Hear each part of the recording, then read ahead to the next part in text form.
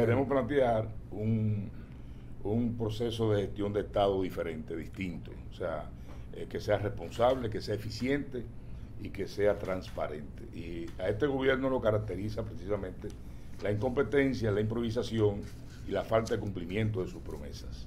Y esa es la situación grave que tiene hoy el país, porque realmente no se refleja solamente hacia todos los dominicanos, sino que dentro del propio partido de gobierno hay muchas frustraciones, mucho descontento, mucha desesperanza. Y en base a eso, pues precisamente hemos tomado esta decisión.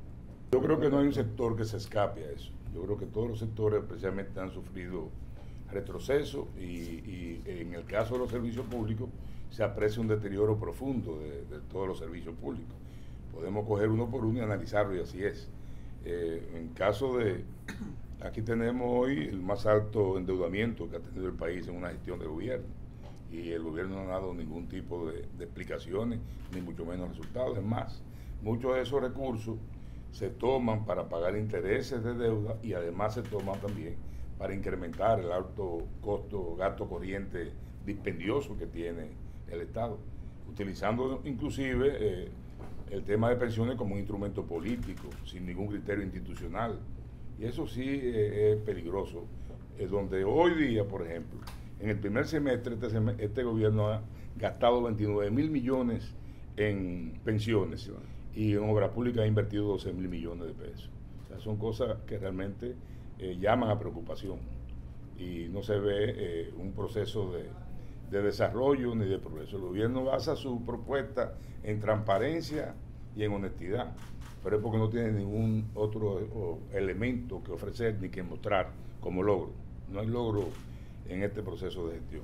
Y además hay que cuestionar también lo de transparencia y honestidad, porque primero, aquí hay 27 funcionarios que han sido separados de sus cargos por cuestiones de escándalo de corrupción y ninguno ha sido sometido a procesos judiciales. Y además, cuando hablaba del alto endeudamiento, se ha hecho precisamente de una manera efectiva. O sea, no ha habido un proceso de explicaciones y de resultados menos de esos endeudamientos. O sea que tampoco hay una transparencia que se pueda exhibir en ese sentido. Pero el presidente ha dicho que en estos 3 años de gestión él ha resuelto muchos problemas que no pudieron ser manejados por sus partidos y los gobiernos anteriores. O sea, que no, la acusación que él hace a los partidos de oposición y a la alianza opositora es una evidencia más de que ha habido una incapacidad en cuanto al gobierno, a la gestión del gobierno. Pero lo más peligroso aún, refleja también la falta de conocimiento del profundo retroceso y deterioro de los diferentes sectores. Y eso es más peligroso. Pero además también refleja también cierto temor por la conformación de la alianza opositora. Decir ahí algo puntual. Sí. Mira, si, a propósito de la última pregunta tuya, Miguel, si el presidente Abinader tuviese el país con los mismos indicadores con que lo encontró, fuera todo un éxito. Fuera todo un éxito. Lo que pasa es que cuando tú mides cada uno de esos indicadores, bueno, ha habido un retroceso, tal como explicaba Miguel. O sea, porque se dedicaron a cambiar lo que se estaba haciendo bien. Y por eso, bueno, la publicación de este medio que evidenciaba cómo todos los servicios se habían ido a pique. O sea, aquí, si el gobierno se hubiera dedicado a continuar la política económica, públicas, sociales, pues indudablemente que el país estuviera avanzando. El problema es que ha habido un abandono de eso por lo que tiene que ver con la cancelación de mucho del personal responsable de eso y sobre todo que creo que la gran debilidad de este gobierno, que es la falta de un plan. ¿Hacia dónde vamos? Vamos sin rumbo. O sea, ¿hacia dónde nos llevan? Ofrecer la honestidad, eso está muy bien, pero aquí el gran problema, y es lo que hace que estas fuerzas hayan convergido en este propósito, ¿verdad? Común de que en una eventual segunda vuelta se apoye al partido o al candidato que haya calificado en la misma, es que aquí ha vuelto a renacer y lo estamos sintiendo en cada una de las comunidades que se visitan en el interior del país, en el sur, en el noroeste, en el Cibao, en parte del Gran Santo Domingo, la palabra hambre. O sea, aquí el hambre había desaparecido de la agenda del dominicano. Y en este momento realmente, literalmente, la gente está pasando hambre, necesidades, porque en vez de comer 3 veces, está comiendo 2 y a veces 1. Aquí la calidad, la carne ha desaparecido de los en las casas de los dominicanos. Entonces, pienso que todo eso ha movido a estas fuerzas a tratar de evitar 4 años más con condiciones que el dominicano y dominicana, los dominicanos y las dominicanas están sintiendo. Toda alianza, evidentemente, en que tenga propósitos muy particulares, está sometida a lo posible. Y realmente yo creo que tener 3 fuerzas trabajando por un propósito de manera separada, también eso puede ayudar a que se fortalezca cada organización política en su propia dimensión y luego entonces en una segunda vuelta tener un proceso ya de alianza para esa posición específica que es la presidencia de la República. En la parte de congresual y municipal hemos avanzado bastante, ya tenemos 236 territorios acordados de manera tripartita y de manera parcial, y seguimos, esa fue en la primera ronda, vamos a seguir otras rondas y al final ya daremos la información general de cuál va a ser el resultado de esa parte congresual y municipal que vamos a tener en alianza. Ya se sabe lo que es la parte presidencial, como tú lo expresaste, y ha habido un esfuerzo y un interés de todos. Precisamente, como tú señalabas, a pesar de algunas diferencias entre los liderazgos de los partidos políticos que estamos en alianza, preocupados por la situación que tiene el país, por la grave crisis que atraviesa el país, por el rumbo que lleva el país, que es un rumbo totalmente equivocado en materia de desarrollo y de propiciar mejor calidad de vida y mejores perspectivas al pueblo dominicano en materia de bienestar. Entonces, en ese sentido, nosotros hemos hecho ese gran esfuerzo, consciente del llamado que tenemos del pueblo dominicano para asumir esta posición en este momento.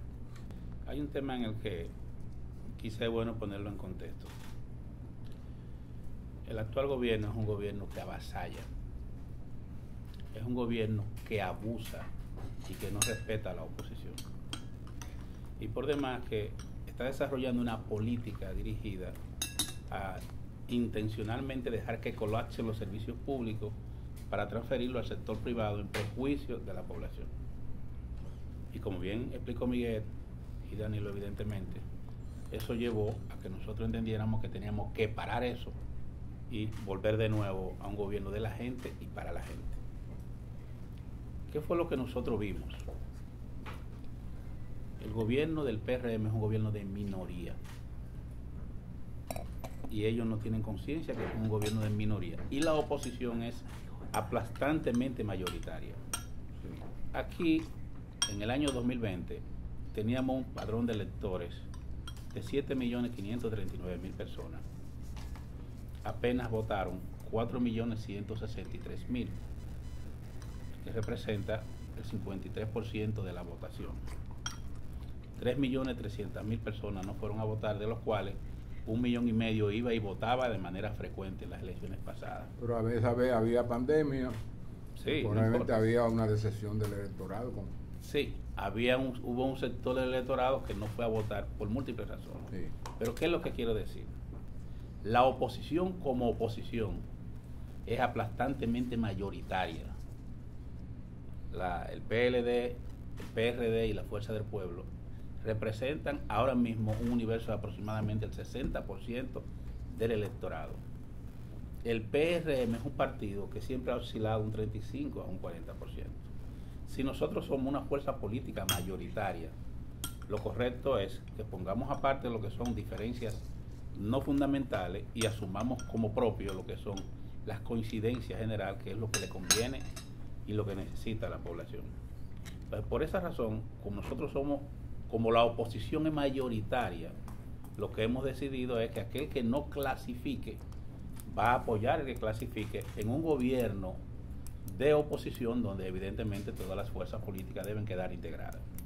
No se trata de una participación electoral, Se trata de crear un polo de poder para llegar al gobierno y desde el gobierno producir los cambios que nos permitan a nosotros rescatar todo el legado que se ha dejado en la República Dominicana. Miguel, en este país hay una situación de inseguridad terrible. Nadie está seguro, ni en su propia casa. Ciertamente aquí la gente vive en arresto domiciliario. Aquí la gente no quiere salir de noche. De las 6 a las 7 de la tarde en los barrios la gente no sale. Hay lugares, hay territorios liberados, pero liberados por las bandas que lo controlan y no permiten que nadie pueda salir después de las 7 de la noche. Eso no ocurría en gobierno pasado. Por más que tú veas, todos los gobiernos tienen debilidades, pero esa no era una de las debilidades de los gobiernos pasados. Anoche aquí murieron 4 personas por un lado y por otro lado hubo un militar que fue asesinado, y todos los días hay una violencia. Sin embargo, el gobierno está gastando toda una cantidad de dinero queriendo convencer a la población que todo está normal, que aquí no hay violencia, cuando la violencia ha desbordado el gobierno y el gobierno demuestra de alguna manera que no está en capacidad de dar respuesta. No solo en eso, no da respuesta en salud. Ahora mismo, bueno, este mismo medio ha destacado que el dengue prácticamente ha desbordado las posibilidades de control de las instituciones hospitalarias. Están todas llenas, públicas y privadas. ¿Por qué?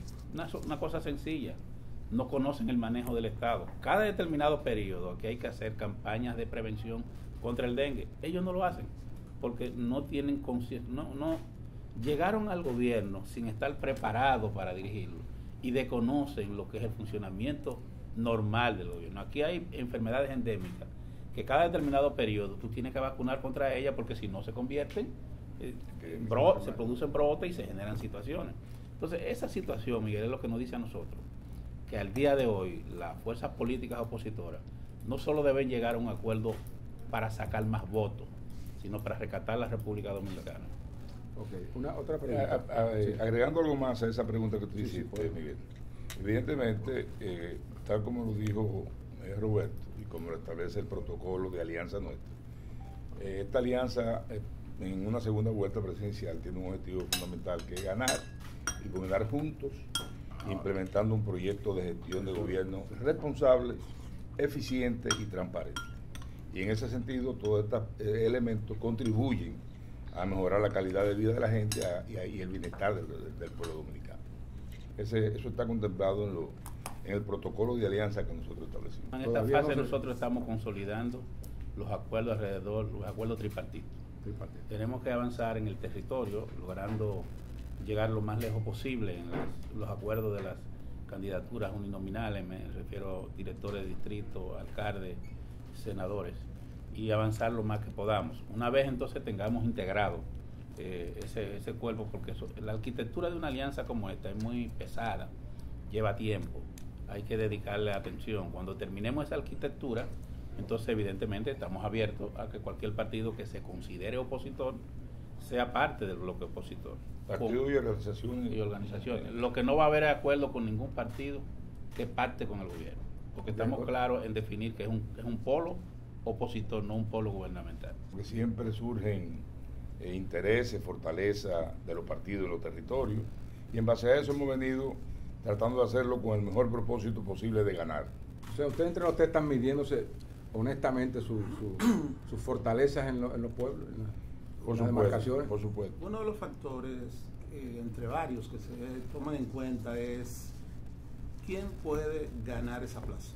Es un factor importante porque trata de un acuerdo que aspira, pretende y logrará desplazar al Partido Revolucionario Moderno en la plaza que está gobernando y ratificar en la que nosotros estamos. Exacto. Entonces se pondera mucho el término de la candidatura, de la que pudiera ser la más favorable a esa alianza. ¿Ustedes están haciendo mediciones concretas, específicas de esos lugares donde...? Sí, y también en el mismo territorio se dan conversaciones que nos sirven de alimento para que en las discusiones que tenemos en la dirección del mismo, bueno, se tomen en cuenta y se valora, tomando en cuenta también el equilibrio de la participación, que es otro elemento que se toma en cuenta.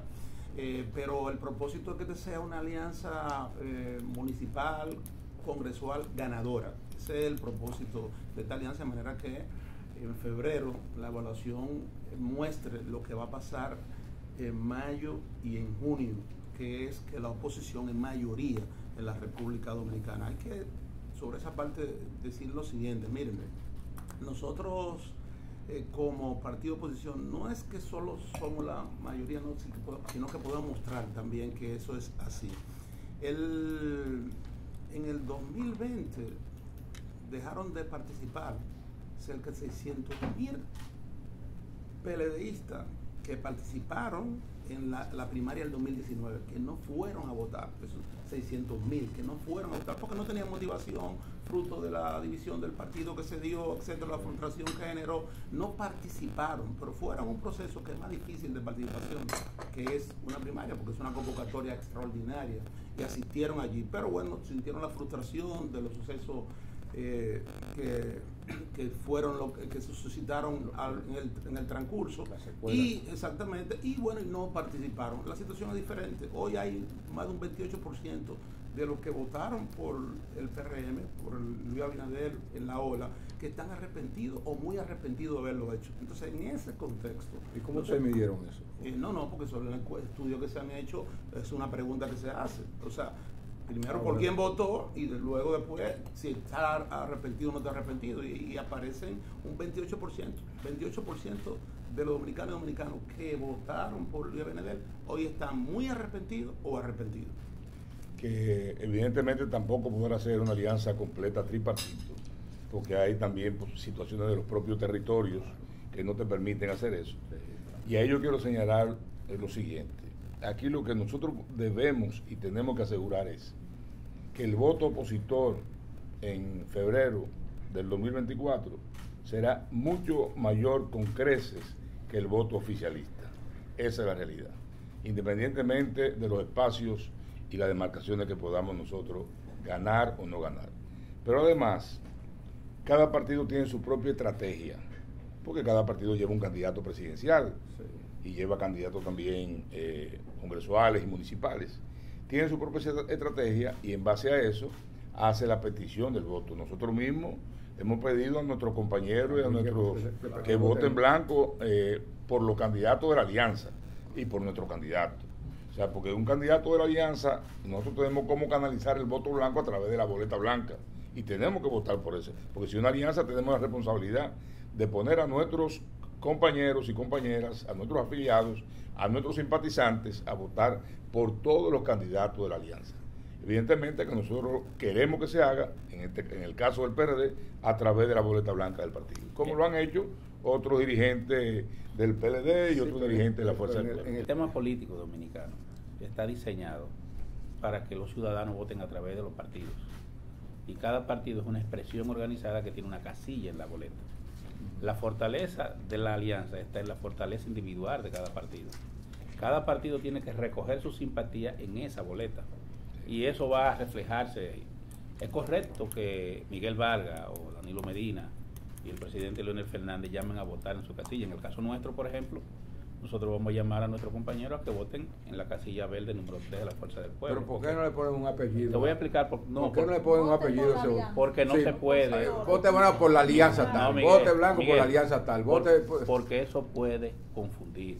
Hay que consolidar y fortalecer el voto de cada partido partidario, que es la manera de que se refleje en una fortaleza de alianza. Mira, tú sabes qué es lo que pasa, Miguel. Como tú dijiste, esta es una alianza muy singular. No se trata de una fusión de partidos. Se trata de un acuerdo electoral donde cada partido conserva su propia personería y su propia independencia. Nosotros somos, oye la idea, nosotros somos aliados y competidores. Sí, eso, oye bien la idea. Sí. Somos aliados, claro, pero a la vez estamos compitiendo porque Miguel quiere que el PRD quede en primer lugar, el PLD quiere y nosotros también. Sí, pero por eso somos aliados y competidores y tenemos que preservar la fortaleza institucional partidaria. Bien.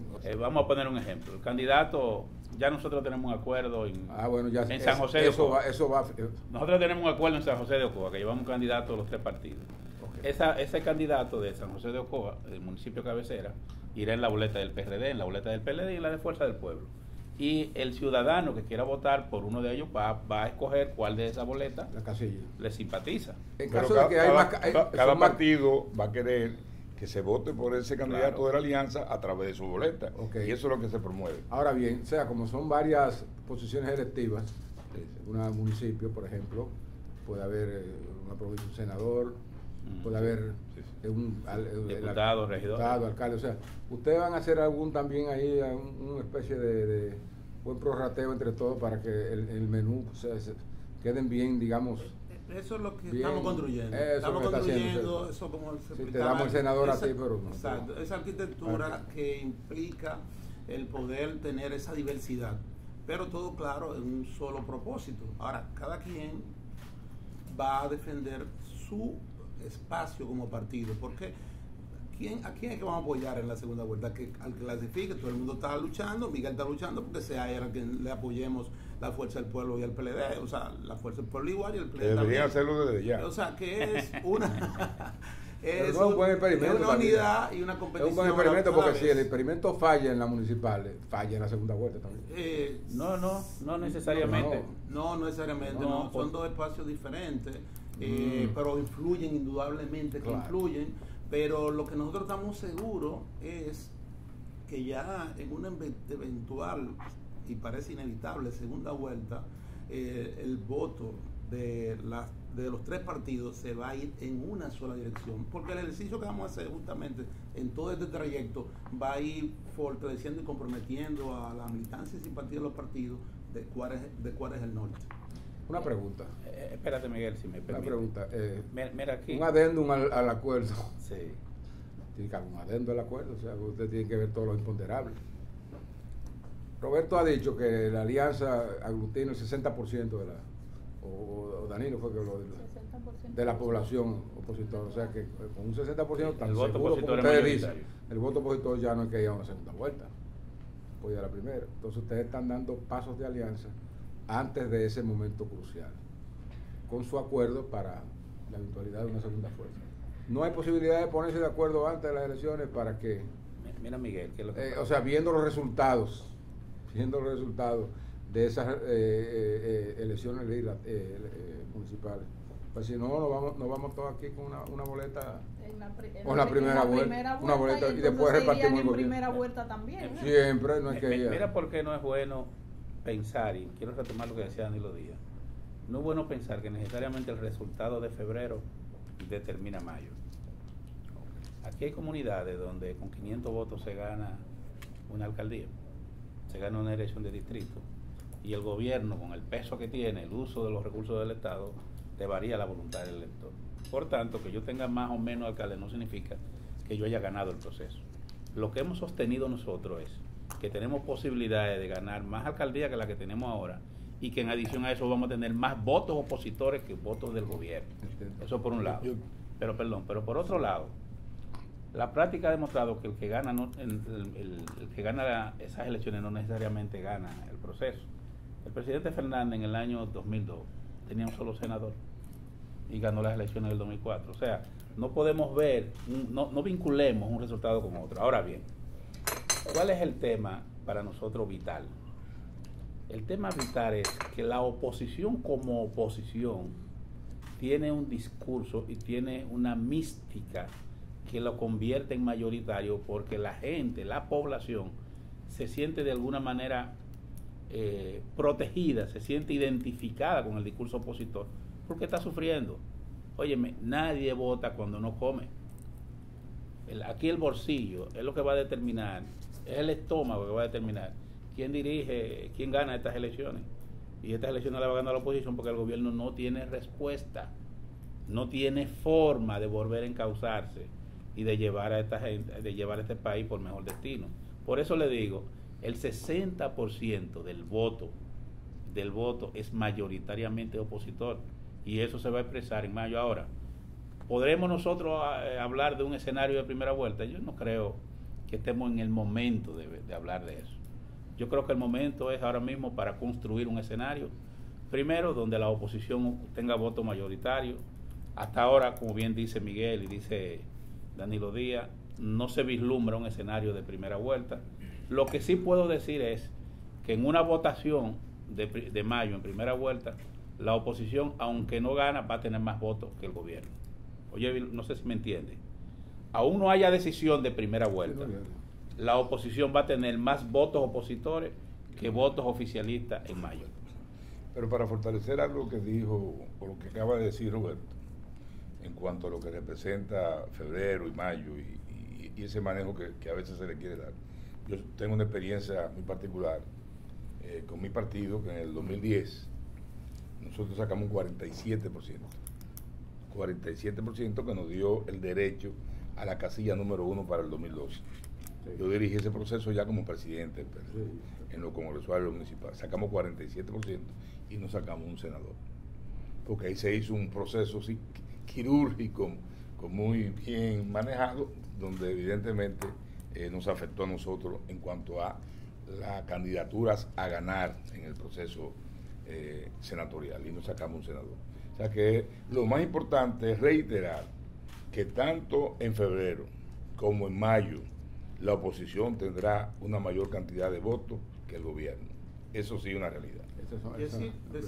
Agregar a eso, o sea, las tres fuerzas políticas van a llegar a mayo con su candidatura presidencial. Eso es lo que está previsto, claro, y acordado. Ese es. Y queremos decir lo siguiente: Luis Abinader nunca ha tenido el 50%, nunca, ni cuando ganó. Lo obtuvo más de un 50% como resultado de la ola que se sumó, pero él en su mejor momento, en octubre del 19, que cuando se da la división del PLD, llegó a 45 puntos y tanto. Ese fue su mejor momento. Después no es cierto que, a pesar de que hay un esfuerzo que está acompañado con la cifra más alta en toda la historia de la República Dominicana de inversión en publicidad por parte de un gobierno de cerca de 8.000 millones de pesos, de más de 8.000 millones, porque ahí no están contados lo que está gastando los organismos descentralizados, se ha querido construir una percepción que no es real, que es que se puede ir una primera vuelta. Eso no hay manera que suceda, porque no puede tener lo que nunca, no puede lograr lo que nunca ha tenido, y más con la condición ahora mismo de deterioro de la calidad de vida que están sufriendo los dominicanos. O sea, la crisis económica que está empezando a sentirse en los hogares de los dominicanos, no van a reelegir a Luis Abinader. No hay manera. Una pregunta, o sea, ustedes que tienen mucha experiencia en el manejo de partido y en el examen de las realidades sociales y políticas y económicas de América Latina y del mundo. En el caso de Miguel, miembro de una internacional que se reúne y examina los procesos. No les ajeno el hecho de que hay ahora mismo en muchos países una convulsión social. O sea que el problema que ustedes señalan aquí de las precariedades no es solamente de República Dominicana. Hay muchos países que están sintiendo ese fenómeno y la sociedad se está expresando a veces hasta con mucha iracundia, mucha violencia. O sea, y también se está percibiendo un ascenso de los votantes jóvenes para tener un nivel de incidencia y participación en el poder. Los partidos que forman la alianza van a presentar las mismas caras de siempre. ¿Ustedes tienen algún material de relevo, liderazgo que vayan a asumir el discurso del rescate y de la solución de los problemas, o se van a basar ya en el legado que ustedes de los partidos y de su gobierno? Bueno, en este caso evidentemente habrá una combinación, como es natural. O sea, parte de lo que ha sido la tradición de los partidos, de los liderazgos de los partidos, como nuevos emergentes, jóvenes, hombres y mujeres, que están asumiendo un rol protagónico también en sus diferentes territorios. Y eso es parte de conjugar precisamente todas esas fuerzas para poner al servicio de esta alianza Rescate RD. Aparecerán muchos jóvenes participando, muchas mujeres y liderazgos tradicionales que tienen su historia, que tienen su fortaleza y que también tienen el derecho a participar en este proceso.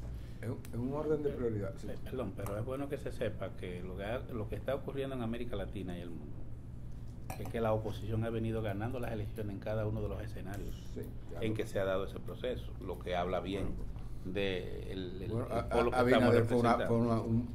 Abinader fue el primero que inició después de la pandemia en ese proceso. Después de la pandemia, creo que nada más un sitio en Nicaragua. Solo en Nicaragua ya sabemos, ha ganado. Pero todas las elecciones la oposición ha venido ganándola. En el caso nuestro tenemos, tú señalas con cierta razón, que hay una convulsión mundial, que hay Más que nada por que estos problemas que tenemos no son exclusivos, pero el problema nuestro es que el manejo que le hemos dado ha agravado la situación. Así es. Por tanto, no podemos ver la situación nuestra como una situación generalizada. Yo te voy a poner un ejemplo. No hay un país del mundo que se haya dado el lujo de coger la cantidad de dinero que ha cogido Petrado este gobierno para depositarlo en el banco. ¿Tú sabías que en el Banco de Reserva este gobierno tiene más de 300 mil millones de pesos depositados pagando intereses para no usarlo en nada? ¿Tú crees que es posible que tú cojas un dinero prestado en tu casa, no para invertirlo y convertirlo en dinero, para tenerlo ahí y que pague intereses? Sin ningún retorno. Sin ningún retorno. Eso lo hace solamente una gente que no tenga una visión clara de cómo se gerencia una empresa. Pero no solo eso. Aquí se han tomado una serie de medidas. Este gobierno prometió, por ejemplo, que iba a someter una ley de modificación a la ley de hidrocarburos y que esa modificación iba a traer como consecuencia el descenso de los precios. ¿Tú sabes cómo está eso? Eso no se ha hecho nada. No se ha hecho nada. Entonces, Bueno, ¿qué pasa? Es un gobierno que la población ve que nada de lo que ofrece lo cumple. Y a veces no lo cumplen, no porque no quieren, sino porque no saben cómo implementarlo. Sí, pero recuérdese que el gobierno cuando comenzó estableció un plan de 12 reformas, entre ellas la que tú mencionas, la ley de hidrocarburos, 11 reformas para el Estado Dominicano. Estaba la reforma de la ley electoral, reformas a la educación, reformas para la seguridad, la reforma de la policía, para la seguridad social y todo eso. Y en ese Consejo Económico y Social están representados sus partidos. Sí. Pero Miguel, ¿Qué hicieron ustedes? Aportar. Perdón, pero no se ha aprobado nada. Perdón, no es el problema. No se ha Inclusive se hizo un nada. documento que firmaron todos los partidos. ¿Sabes qué hicieron con ese documento? Lo encabetaron en el Consejo Económico y Social. No, pero déjame darte un dato, Miguel, para que tú veas que no es así. Es que es un gobierno que incumple. Aquí se firmó un pacto eléctrico. ¿Qué establece el pacto eléctrico? Firmado por todos los partidos. Todos los partidos. Por todos los sectores de la Eso sociedad. fue el primer acto. El pacto eléctrico establece que el gobierno tenía que disminuir los gastos corrientes. Había que evitar que gastos superfluos consumieran el presupuesto nacional. El pacto eléctrico dijo que había que disminuir la pérdida, porque había una pérdida de 29 y pico, 22, sí, 23, hoy está en 39. Sí. El pacto eléctrico implicaba, en adición a eso, que tenía que eficientizarse el servicio. Ninguno de esos tres aspectos han sido resueltos. La electricidad está peor que nunca. Y hay un pacto firmado por todos. El pacto educativo. Aquí hay un pacto educativo, Miguel. ¿Qué dijo este ministro cuando llegó? Que todo el dinero del 4% se tiró al zafacón. Y este ministro, en este momento, acaba de aprobar la compra, hace una inversión de más de 1.200 millones en libros que están llenos de faltas ortográficas y que tienen tienen una formación equivocada hacia la población. Sí. En términos educativos, ¿cuáles son los avances que hemos logrado? Ninguno. Dime, y en términos de salud, dime un solo aspecto que tenga este gobierno que mostrar. Este gobierno no tiene nada, no tiene un solo logro. Eso se basa en algo abstracto, que es honestidad. No, la campaña de combate del COVID-19 con una vacunación fue una vacunación amplia. Se llegaron a controlar los niveles de expansión del COVID. ¿Por qué consiguieron la vacuna?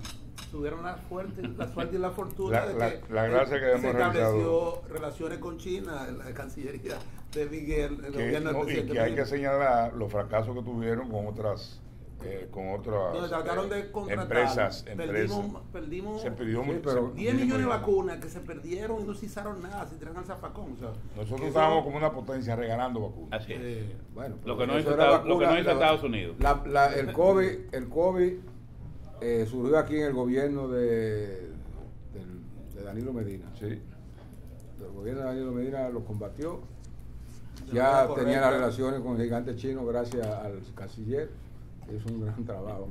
Miguel. Pero no compraron ninguna vacuna. Miguel, ese gobierno no compró ninguna vacuna. No hubo tiempo, oportunidad, todavía no había vacuna. Miguel, en agosto no había vacuna todavía en Miguel, Estados Unidos. lo que hubo fue un despilfarro. pero aquí se compró. Lo que hubo fue un despilfarro. Es verdad que hubo control del COVID, pero hubo un despilfarro en el uso de los recursos públicos. Bueno, pero hubo un control de una situación de Bueno, una pero amenaza a la ¿a salud. qué costo?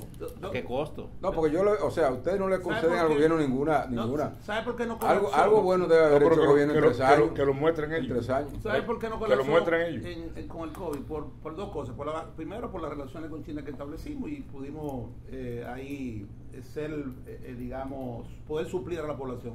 Y la otra por los centros hospitalarios. O sea, si no hubiera colapsado aquí el sistema de salud, que se había transformado todo el sistema hospitalario regionalmente Que en volvió muchas hacia atrás provincias. ahora. Y que ahora volvió hacia atrás. Miren, indicadores. La mortalidad materna y la infantil ha subido, se ha disparado. O sea, que son indicadores para tú evaluar un gobierno. O sea, aquí y los brotes. ya se habló de la Ya no educación, se controla. ya se habló de la salud en otro Yo orden. me preocupé por Fabio, el pobre, porque por poco se La lo- seguridad ciudadana, 12 horas esperando. Pero oye, el crimen organizado, oye poniendo bien. fuerza. O sea, No aparecía ninguno de hay ustedes, un los amigos organismo- de FAB. hay un- Ninguno de ustedes, amigos de FAB, apareció Yo lo llamé. para resolver. Óigame, señores, vean esto. Hay un organismo de la ONU que dijo que entre el año 2007 al año 2019, los gobiernos del PLD, entiéndase, parte de la gestión de Leonel y la gestión de Danilo Medina, sacó de la pobreza 1.700.000 dominicanos, el 63.3%. Ahora, mucha de esa gente ha vuelto a la pobreza. Por eso que decimos que esta gente está volviendo Retroceso. hacia atrás. ¿Qué es lo único que ellos han ofrecido? Eso le pasó a Lula Óyeme, y en Brasil. Miguel, tú sabes que es lo único que ellos han volvieron para ofrecido. atrás. Y es lo que viene. ¿Cuál es el discurso que está ofreciendo Luis? La honestidad. Ahora vamos a ver una cosa. Nosotros como coalición opositora estamos diciendo que este va a ser un gobierno transparente y que tiene un compromiso de luchar contra el crimen organizado. ¿Verdad? Y eso es parte de la brújula nuestra. Pero este gobierno lo que ha hecho es criticar y montarse en el discurso de cero impunidad, pero mantener la impunidad de su propio gobierno. 27 funcionarios. Aquí hay más de 27 a 30 funcionarios involucrados en escándalos y ninguno ha sido sometido ni investigado. Es decir, el pueblo no votó para que se elimine la impunidad de un sector y que la otra se mantenga. Cero impunidad es cero impunidad. Es una política de lucha contra la corrupción honesta y seria. No es honesto tú proteger lo tuyo y hacer acusaciones contra los otros.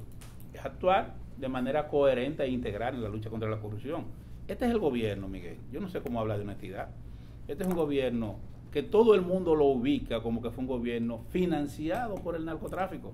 Nunca en la historia de la República Dominicana se había visto que un partido de gobierno había admitido que personas que son imputadas o investigadas por el narcotráfico financiaran la campaña electoral. Sí, dicho por los financiadores. Entonces, Pero entonces, el abusador, al abusador se imputaba Miguel, dar pero, recursos para la campaña Miguel, pero hablar de honestidad del partido del gobierno. Pero tú me vas a hablar de honestidad cuando tú me estás admitiendo que a ti te financió el narcotráfico. Por Dios. y no solo eso, no es solamente el No financiamiento, hay de que es un transparencia. escándalo, sino que el único partido que lleva candidatos, es que lo lleva candidatos, o sea, que lo asume en la provincia, sabiendo el rumor popular de lo que dice, y lo asume como tal. Que no lo lleva, o sea, tiene. lo lleva, lo tiene, y esa es la situación. Miren, si queremos resumir la diferencia entre este gobierno y los gobiernos Anteriores. Exacto, es que este gobierno no se ocupa de la gente, no se ocupa de la gente, le importa a la gente. Y la gente la está pasando duro, no se ocupa. Aquí no hay una política dirigida a la gente, eso se abandonó. Todas las políticas públicas El gobierno de los construyeron ricos, nada más. fueron abandonadas sencillamente, y ahora la gente está sufriendo la consecuencia. Una pregunta, hay un factor agravado ya en el escenario, adicional allá a todo lo que tiene que ver con responsabilidades del gobierno, que es la situación de Haití. Miguel Vargas como canciller debe dominarla. O sea, hace 2 años atrás, mucho antes de la muerte de Jovenel Moïse, no estaba muy caracterizada ni con fortaleza esas bandas que hay hoy en Haití. O sea, porque ya hoy un país dividido, controlado por bandas, es un factor nuevo. O sea, cómo la Alianza por el Rescate está viendo esa situación y cuál sería su actitud frente a un deterioro de la situación y a una inminente intervención de fuerzas extranjeras ahí en ese o sea, ¿qué información tiene usted? O la alianza, ¿qué recomendaciones da el gobierno para enfrentar de forma inminente algo que está ahí latente? O sea, Mira, También el si gobierno, ustedes están pensando en el país, tienen también que dar soluciones. O sea, el gobierno a principios de año llamó a los partidos de oposición a a una reunión sobre el tema haitiano, pacto a cual nosotros acudimos de manera permanente. En la primera reunión, nosotros nos permitimos hacer algunas sugerencias, incluyendo algunas que no vimos que no fue del agrado del presidente. Pero nosotros lo primero que planteamos era que se tenía que sacar de la agenda del gobierno la confrontación con Haití, que eso en nada ayudaba al proceso, a la solución del proceso. Lo segundo fue que había que llamar a la comunidad internacional.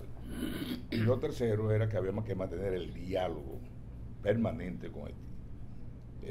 No me respondió en ese escenario, respondió más adelante, diciendo que el 75% de la banda de Haití son bandas y que no se puede dialogar con bandas. Hay que dialogar con, aunque quede uno que esté dispuesto, un interlocutor que esté dispuesto.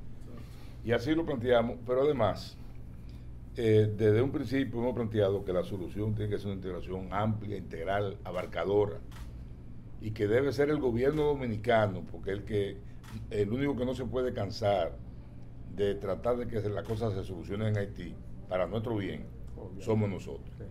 Y que en ese le ha faltado la iniciativa de presentar una propuesta. Han ido sin propuesta a los organismos internacionales. ¿Y cuál sería una propuesta? Una propuesta es, en primer lugar, atacar el primer problema, que es las bandas, con una fuerza multinacional que desarme los grupos armados de Haití y que procure un retorno a un proceso institucional, que no lo hay en este momento. Pero no se puede quedar ahí.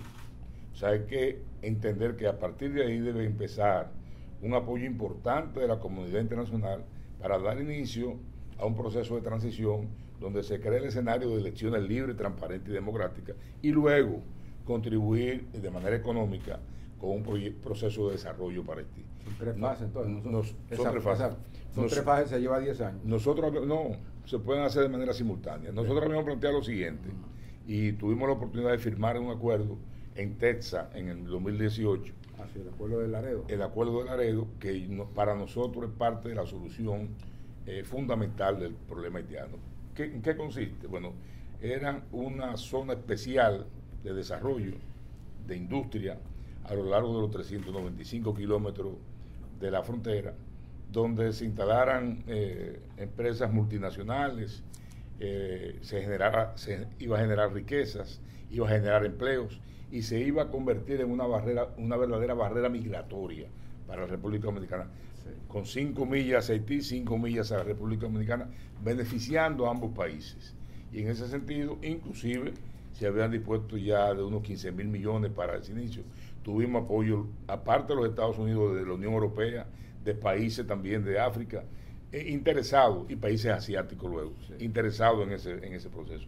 Y ahí está el caso de esta empresa de Codevi, sí, que tiene unos 18.000 empleados, los cuales 2.000 son dominicanos. Y hay 16.000 haitianos. O sea, es un elemento que si tú multiplicas eso por todo el largo de la frontera. El gobierno, con el tema de las promesas, también le ha incumplido al pueblo en todas. No hay una que haya cumplido. El muro que llevaba, que prometieron terminarlo para este año, evidentemente no, yo le calculé y van a requerir 141 años para terminarlo, al ritmo que va. Al ritmo que va. Y en la vivienda, es una verja lo que están haciendo. Y en la vivienda que prometieron 44.000 viviendas, se han hecho 3.800, de las cuales más del 50% lo ha hecho el sector privado. 44.000 viviendas, ya que van a 3 años y van por 3.800 viviendas. O sea, todo es publicidad. En 5.000 van a terminar. Todo eso, bueno, 5.000 de 11.000 al año, hay un déficit terrible. Sí. No han cumplido, porque no ha habido un plan de desarrollo. Bueno, también, señores, tomen en cuenta que a este gobierno le ha sorprendido la guerra de Ucrania y Rusia. O sea, que eso es nada. Ha tenido sus... Esas son las excusas. Miguel, para terminar el tema de Haití, mira, a nosotros lo que nos preocupa es que el gobierno tiene un discurso hacia afuera y una práctica hacia adentro. El gobierno tiene un discurso en los foros internacionales, sí. Se presenta como el Superman de la lucha contra la migración ilegal, pero en la República Dominicana hoy hay más ciudadanos, más personas de origen haitiano en condición ilegal, documental irregular que lo que había antes. Realmente, al día de hoy, la frontera está totalmente abierta y sin control. Y lo peor aún, a nosotros lo que nos preocupa es que las bandas de Haití ya han empezado a penetrar al territorio dominicano.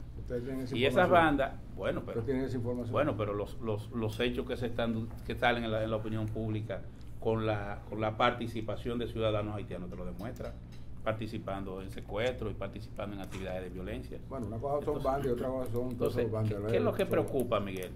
Que ellos no tienen una política coherente en el tema haitiano. ¿Qué es lo que está haciendo el gobierno? Cada vez que el gobierno ve que baja en la encuesta, Luis sale con un discurso patriótico, sí. y exhibe y provoca, como dice Miguel, provocan y viven adoptando posiciones.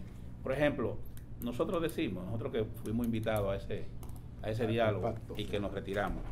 ¿Por qué nos retiramos? Pero dice, el presidente dijo que lo iba a anunciar pronto ahora. ¿Por qué nos retiramos? Porque nos dimos cuenta que se estaba utilizando con un fin electoral. La agenda haitiana se está convirtiendo en un instrumento electoral del gobierno. Y eso no debe ser. ¿Qué nos preocupa a nosotros?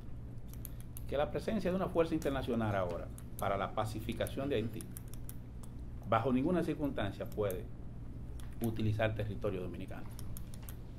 Nosotros entendemos que cualquier ayuda nuestra debe ser haciendo propuestas, llamando a la comunidad internacional, pero aquí no debe venir un avión, no debe venir un rifle, no debe venir nada. Y todo el que vaya a desembarcar o a venir tiene que hacerlo en territorio haitiano, porque los haitianos no nos lo perdonarían. Ellos no entenderían la participación nuestra. Entonces, de entrada, no puede ser utilizando territorio dominicano. El otro tema que tiene que ver con eso es que para la creación de la institucionalidad necesaria para que ese país funcione, también nosotros debemos mantenernos distantes. O sea, nuestra participación debe ser cuidadosa porque hay un sentimiento hacia la República Dominicana desarrollado en Haití. Nosotros debemos ser lo suficientemente prudentes para que eso no termine mal o para que no seamos arrastrados a la situación que se está planteando. No podemos ser actores, pero no podemos ser indiferentes. Así es. Nosotros tenemos que propiciar y plantear ante los organismos internacionales propuestas concretas, amplias, abarcadoras, viables para la solución de ese problema. Y parte de eso ya lo hemos dicho y lo hemos expresado de manera pública. A propósito del tema haitiano, en una reciente entrevista el canciller Álvarez ha dicho que está de acuerdo con un cierre migratorio de la frontera. O sea, eso tiene su particularidad, ese concepto. El cierre migratorio, yo lo entiendo. ¿De aquí para allá o de allá para acá? Bueno, es como un mayor control de las puertas que hay, porque hay lugares donde no tiene que haber. Bueno, pero ellos son el gobierno. Pero también él dice lo que tiene que hacerlo. Que eso permitiría, primero, bajo un proceso de registro biométrico de los haitianos, iniciar un nuevo proceso de regularización, porque el que se hizo falló, no dio resultado. Entonces, como usted participó en ese proceso de documentación, él habló que solamente se regularizaron 29,000. Totalmente falso. Yo creo que había más. No. Mire, ese dato es incorrecto. Pero más de 800,000. No, óigame bien. El plan de regularización es un plan, lo conozco bien, porque en ese momento el gobierno dominicano le pidió la ayuda a la Junta Central Electoral. Sí. Y la Junta Central Electoral facilitó todo lo que fue el registro de los ciudadanos. Se facilitaron los equipos y se captó la biometría facial y la biometría dactilar. Y se le dio dinero a los haitianos, al gobierno haitiano para eso. Para esa documentación. Y se crearon oficinas. Más de 1,000 oficinas de acopio. Ese plan, desde mi punto de vista, logró su objetivo. Estamos hablando de que no menos de unos 400,000 ciudadanos pasaron por ese registro que se hizo. Ahora, si ellos han votado eso, si no le han dado seguimiento o si no le saben dar uso, ese es otro tema, porque el plan de regularización no es un plan de nacionalización, es un plan para documentar a la gente y llevarlo a un estado regular. Esas personas cada determinado tiempo tienen que volver, tienen que renovar su documento. ¿Pero qué usted piensa? ¿Que no hay necesidad de hacer lo que él está diciendo? Este no es un momento en la situación que está Haití para hablar de un plan de regularización. Este no es el momento. Es que el anuncio de un plan de regularización lo que va a traer más gente para acá que están allá, o sea, a regularizar. Y sobre todo con la cantidad de visas también que se han dado Sí. durante este primer semestre. Cantidad Señores, O señores, sea, que han sido totalmente desproporcionadas. El mejor con otras épocas. el mejor ejemplo de que este gobierno no tiene una agenda coherente sobre el tema de Haití es la entrega de visas.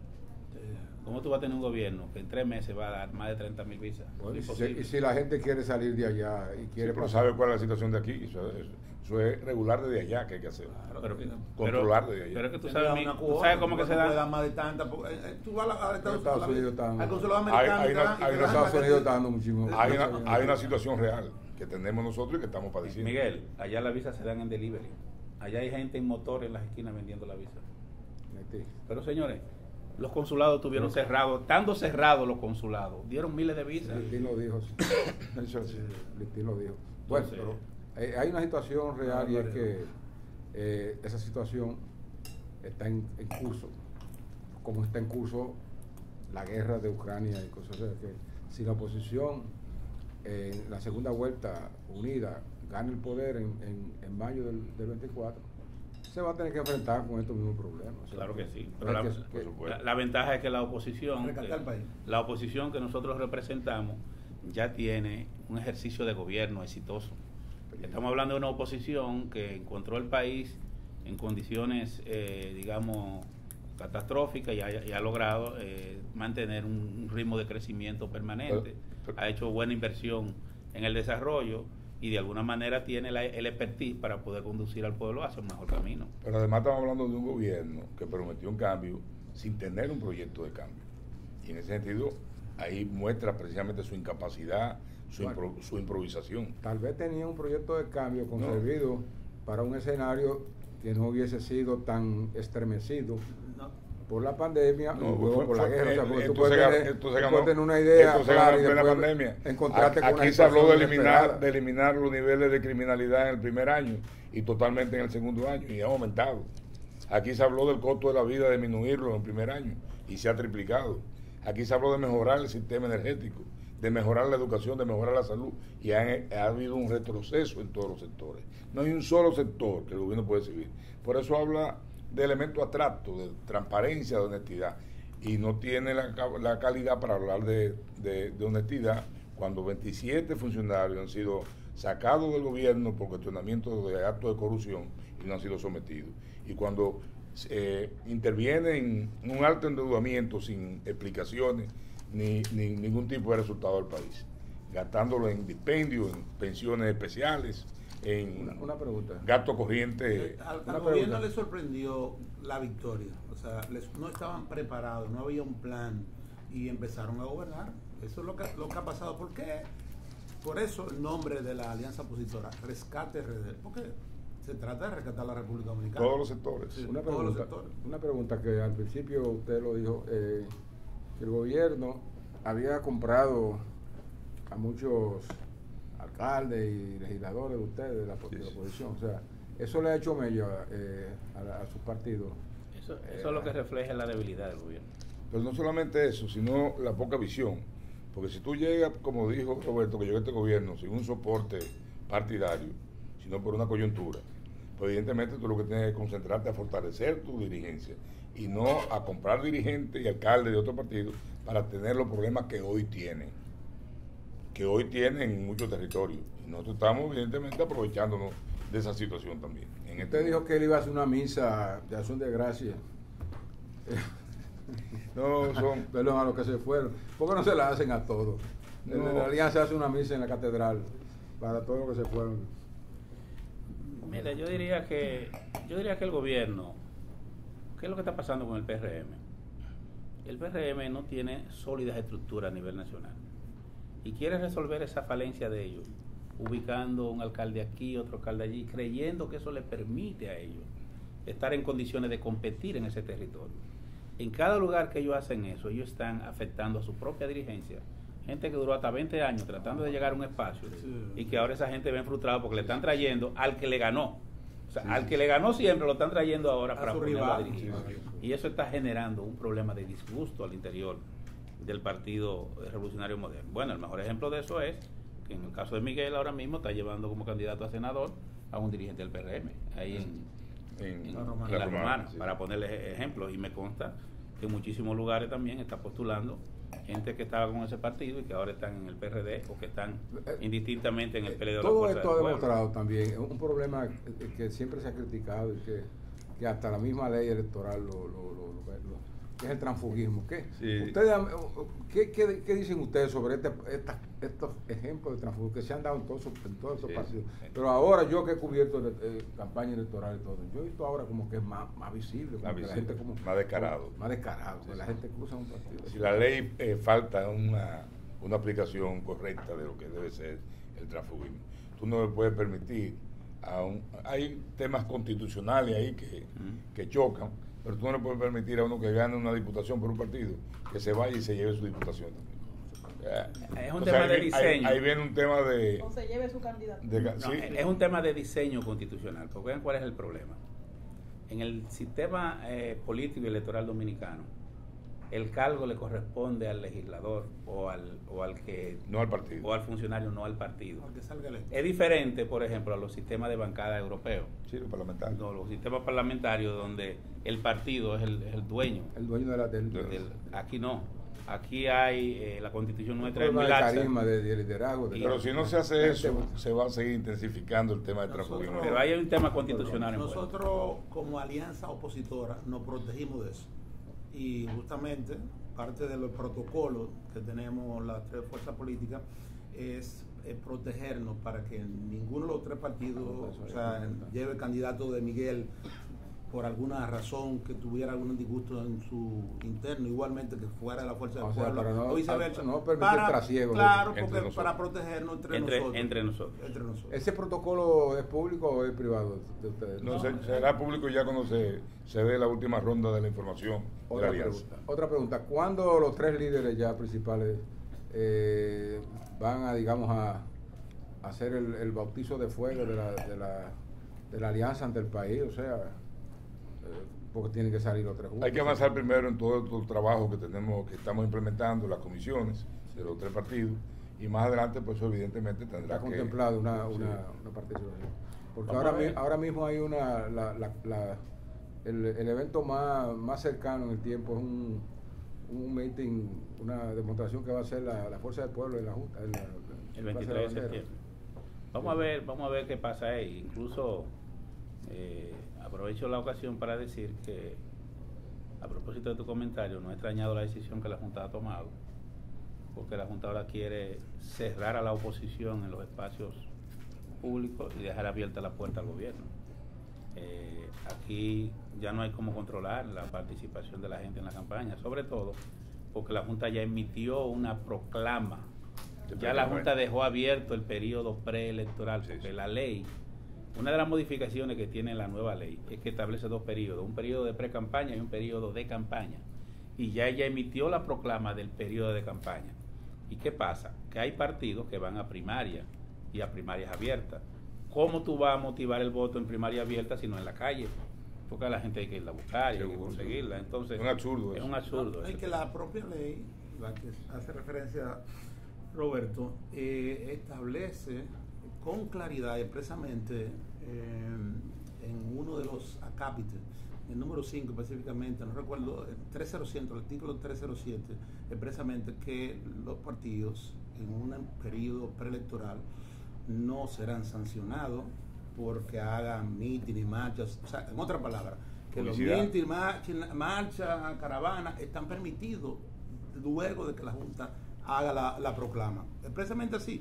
Lo que ha hecho la Junta con el comunicado y todo, no solamente tiene aspectos inconstitucionales como ya se ha evidenciado públicamente, sino con la propia ley que no tiene un año, que es de este año, de marzo de este año, que establece justamente, autoriza o permite, para decirlo de otra manera, que los partidos, luego de hecha la proclama por la Junta Central Electoral, puedan hacer toda la movilidad que quieran como organización política. Y estamos dentro de esa etapa. Sí, en la parte de las sanciones. Sí.